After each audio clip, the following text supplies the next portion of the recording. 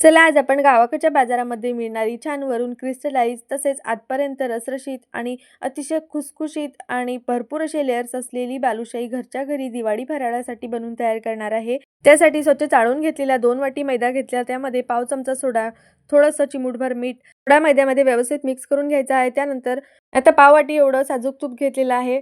तूप वितळलेलं नाहीये किंवा गरम सुद्धा केलेलं नाहीये, आपल्याला थंडच रूम टेम्परेचरवरचं तूप या ठिकाणी वापरायचं आहे। व्यवस्थित हे तूप मैद्याच्या प्रत्येक कणाकणाला छान असं चोळून घ्यायचं आहे। थोडासा मैदा मुठीत घेऊन त्याची अशी मूठ वळून पाहायची। तर तुम्ही बघू शकता त्यासाठी लागणाऱ्या तुपाचं मोहन अगदी परफेक्ट झालेलं आहे। त्यानंतर पाव वाटी एवढं दही घेतलेलं आहे। दही फ्रेश घ्यायचं आहे।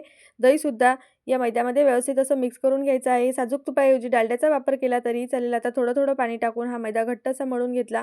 तयार करून घेतलेला मैद्याचा गोळा 15 ते 20 मिनिट झाकून ठेवून व्यवस्थित मुरत ठेवायचा आहे। तर बघा 15 ते 20 मिनिटांनंतर मैदा व्यवस्थित असा मुरलेला आहे। कापसासारखा त्याला असा पिंजून घ्यायचा आहे। मैदा मोकळा मोकळा करून घ्यायचा आहे आणि आता यामधून लिंबा एवढा एक छोटा गोळा घ्यायचा आहे। त्याला हातावरती हलक्या हाताने थोडंसं गोलाकार करून घ्यायचं आणि मधोमध छिद्र करून घ्यायचं। तुम्ही बघू शकता छान अशी बालुशाही बनवून तयार झालेली आहे। बालुशाही जे आहेत ते छोटे-छोटेच बनवायचे आहेत, कारण तळल्यानंतर बालुशाहीचा आकार तिप्पट ते चौपट होतो। लगेच बालुशाही तळून घ्यायची आहे। मध्यम आचेवरती तेल गरम करून घ्यायचं आहे। तेलामध्ये मावतील एवढ्या बालुशाही तेलामध्ये सोडून घ्यायच्या आहे। मंद आचेवरती ह्या बालुशाही व्यवस्थित अशा सोनेरी रंग येईपर्यंत तळून घ्यायच्या आहेत। तर बघा छान व्यवस्थित अशा ह्या मंद आचेवरती बालुशाही तळून घेतलेल्या आहे। तुम्ही बघू शकता बालुशाहीला लेयर्स किती छान आलेले आहेत। तेलावरचे बुडबुडे कमी झाल्यानंतर बालुशाही तेलामधून बाहेर काढून घेतली।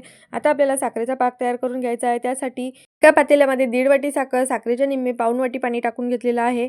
पातेलं गॅसवरती ठेवून घ्यायचं आहे। हाय फ्लेमवरती साखर पाण्यामध्ये विरघळेपर्यंत एकसारखं हे छान व्यवस्थित हलवत राहायचं आहे। त्यानंतर गॅसची फ्लेम मध्यम करून याचा एकतारी पाक तयार करून घ्यायचा आहे। आज आपण साखरेचं कोटिंग असलेली बालुशाही तयार करत आहे, त्यामुळे मी एकतारी पाक तयार करून घेतला। एकतारी पाक बनवून तयार केलेला आहे। त्यानंतर पाक हलकासा कोमट करून घेतला। थोडासा हाताला सोसवेल इतपत हा पाक थंड झाला की आपल्याला त्यानंतरच बालुशाहीवरती टाकून घ्यायचा आहे। बालुशाहीमध्ये पाक टाकून घेतला।